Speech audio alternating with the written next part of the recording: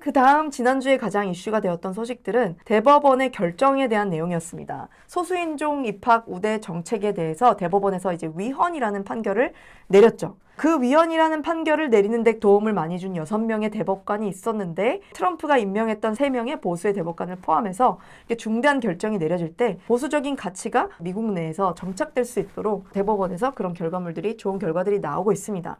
자, 그런데 미국의 보수나 공화당에게는 좋은 소식이긴 하지만 AOC와 같은 미국의 민주당 중에서도 가장 급진적인 좌파 정책을 펼친다고 되어 있는 정치인들에게는 굉장히 배드 뉴스가 되고 있습니다. 심지어 이들은 뭐라고 얘기를 하냐면 대법원이 권력의 밸런스가 없이 계속해서 이런 권력의 남용을 지속한다면 민주적이지 못하고 권위주의적인 대법원이 되고야 말 것이다. 그리고 이미 지금 미국의 대법원은 그렇게 되고 있다라고 반박을 하고 있습니다. 굉장히 아이러니하죠. 법무부와 여러 가지 FBI와 정부 기관을 활용해서 그 권력을 남용해서 트럼프 대통령을 기소하고 있는 민주당 측에서 대법원이 대법관의 투표를 통해서 나온 그 결과를 내니까 거기에다 대고 민주적이지 못하고 권위주의적이다라고 반박을 하고 있다는 것입니다.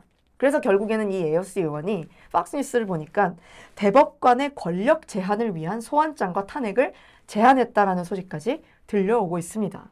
네, 사실은 이 제안이 나온 이유가 대법원에서 이제 affirmative action이라고 해서 소수인종 입학 우대 정책뿐만 아니라 최근에 바이든이 학자금을 면제하겠다라는 그 부분에서까지 위헌이라고 판정을 내렸기 때문인데요. 바이든이 이제 국민들의 학자금을 삭감해주겠다, 아예 없던 걸로 해주겠다라고 어젠다를 펼쳤었죠. 면제해주겠다라고 했던 학자금이 다 합쳐서 한 4,300억 달러 정도 되는 학자금이었습니다. 대출금이죠. 결국에는 계산을 해보면 개인마다 2만 불 정도의 빚을 삭감해 주겠다라고 하는 정책이었습니다. 그렇기 때문에 바이든이 이런 정책을 펼칠수록 학자금이 면제를 받게 되는 대학생들은 바이든의 정책을 더 좋아하게 되고 민주당을 더 투표할 수밖에 없는 그런 정책이었겠죠. 그래서 이 정책이 바이든 행정부가 들어서고 나서 계속해서 조금씩 시행이 되오면서 1,600만 명이 이 학자금 면제 신청을 했고 그렇기 때문에 대학교에 못 갈 학생들도 대학교에 들어가고 공부를 시작하게 된 그런 결과물들이 나왔었다고 합니다. 만약에 이대로 대법원에서 이 부분에 대한 위헌 판정을 하지 않았다면 연방정부는 총 4천억 달러를 이 학자금을 갚아주는데 지출해야 됐다라는 그런 분석이 나오게 됩니다. 그런데 이제 대법원에서 이 부분에 대해서 대통령이 그런 권한이 있나 아니면 대통령이 뽑은 내각 장관들이 이렇게 학생들의 어떤 학자금을 마음대로 삭감해주고 없던 걸로 해주겠다라고 할 수 있는 권한이 있을까라는 것에서 이제 대법원에서 투표를 하고 판정을 낸 건데 결과적으로는 대통령이나 대통령 내각이 교육법에 따라서 재정 지원 프로그램에 적용되는 기존의 법적인 규제나 조항을 포기하거나 수정을 할 수 있도록 허용할 수는 있지만 아예 처음부터 이렇게 법의 조항을 바꾸거나 다시 쓸 수는 없다. 그렇기 때문에 학생들의 학자금을 아예 면제해주고 또 깎아주는 것은 불가능한 일이다라는 판결을 내렸던 거죠. 그래서 결과적으로 학생들이 이 학자금의 면제 때문에 대학교를 가게 된 학생들도 매달 200불에서 300불 정도 되는 학자금을 갚아나가야 한다라는 상황이 되어버린 거죠. 그래서 여기서 학생들이 이 결정을 내린 보수 대법관들과 공화당을 탓하면서 다음 대선 때 공화당을 뽑지 않을 것이냐 아니면 애초에 안 될 것을 알면서도 이 정책을 내세우면서 학생들의 표를 얻고자 했던 바이든이 이 모든 탓을 뒤집어 쓸 것이냐. 그래서 다음 대선 때 이제 대학생들이 이제 더 이상은 민주당은 안 되겠다. 공화당을 뽑자라고 할 것인가. 뭐 이 선상에서 놓여 있다라는 것입니다. 그래서 어쨌든 이런 대법원의 결정 때문에 AOC가 화가 나서 이제는 대법관들의 권력을 제한해야 되겠다라고 나서게 된 것이죠. 그렇게 따지면 여러분들의 생각은 어떠실지 모르겠지만 트럼프 대통령을 정치적인 이유로 기소하고 있는 대법원, 법무장관도 이런 부분에 있어서 같이 뭐 탄핵을 당하거나 권력 제한을 받아야 되는 게 맞는 거겠죠. 그런 똑같은 잣대로 바라보게 된다면요. 그래서 어쨌든 이 소수인종 우대 입학 정책이 위헌 판결이 되었고 상식적으로 봤을 때는 그게 옳은 것이죠. 학생들이 대학교에서 뭐 하버드에서 학생들을 뽑을 때 학생들의 실력으로 뽑기 때문에 하버드라는 대학교가 그렇게 명문 대학교가 된 것인데 어느 순간부터 흑인들을 더 우대해서 공부를 못해도 흑인을 더 많이 뽑아주는 뭐 그런 식으로 입학을 결정하는 제도가 도입이 계속 오래되게 된다면 명문 학교라는 그 가치 자체가 떨어지게 되는 거겠죠. 뭐 어떤 여러 가지 이유에서 불공평하다라는 판결이 난 것이고 그런데 여기서 바락 오바마 전 대통령이 어떤 얘기를 했냐면요. 이 소수인종 우대 정책은 완벽한 해답은 아니었다. 그런데 미국의 주요 기관에서 체계적으로 그동안 제외를 당해왔던 세대들에게는 이 affirmative action이 우리가 마땅히 흑인으로서 누려야 될 권리를 누릴 수 있는 기회를 제공해주는 제도였다. 그런데 왜 그것을 없앴냐라고 하면서 이제 대법관들을 비난했습니다. 바락 오바마는 흑인들뿐만이 아니라 미국인들 사이에서 굉장히 인기가 많고 권위가 있는 그런 지도자죠.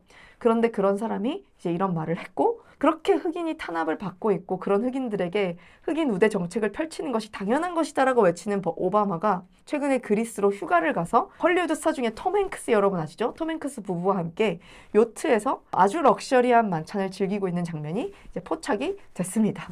그래서 사람들이 도대체 무슨 소리를 하는 거냐.